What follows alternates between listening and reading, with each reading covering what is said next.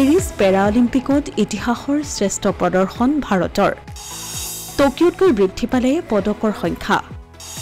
21টা পদকেৰে পেৰালিম্পিকত উজ্বলিছে Bharat Tokyo' পেৰালিম্পিকৰ সাফল্য অতিক্ৰমী পেৰিছত নতুন ইতিহাস ৰচিলে ভাৰতীয় দলে টকিঅ'ত ভাৰতে লাভ কৰিছিল 19টা পদক কিন্তু পেৰিছৰ প্ৰতিযোগিতাৰ মাজভাগতেই ভাৰতে দখল কৰিলে 21টা পদক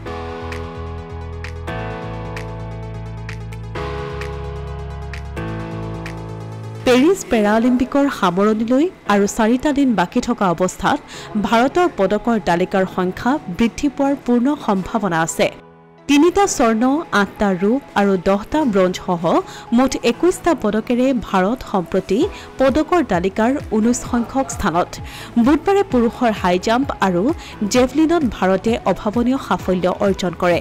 দুইটা শাখাতেই দুগৰাকীকৈ খেলুৱৈ পডিয়াম ফিনিশ কৰিবলৈ সামৰ্থ্য হয় এথলেটিক্সত এয়া বৃহৎ কৃতিত্ব হাই জাম্পৰ T42 ইভেন্টত 1.88 মিটাৰ জঁপিয়াই শৰৎ কুমাৰে ৰূপৰ পদক জয় কৰে একেটা ইভেন্টতেই থাংগাভেলু মৰিয়াপ্পনে 1.85 মিটাৰ জঁপিয়াই ব্ৰঞ্জৰ পদক অৰ্জন কৰে পিছে পদকৰ সংখ্যাৰে টকিঅ'ক অতিক্ৰম কৰিলেও স্বৰ্ণ পদকৰ সংখ্যাৰে এতিয়াও পিছপৰি আছে ভাৰত